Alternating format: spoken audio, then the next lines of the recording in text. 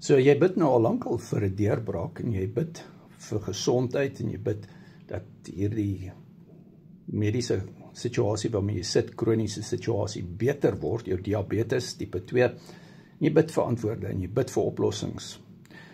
Maar bid kan jou ook net so ver vat, dan moet jy begin 'n aksie neem, jy moet begin reg eet.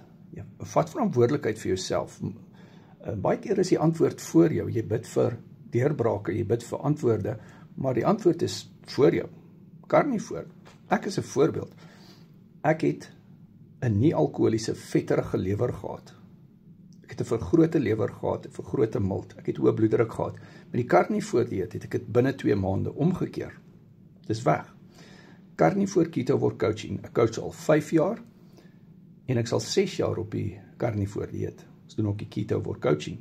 My nommer is in die bio. WhatsApp my.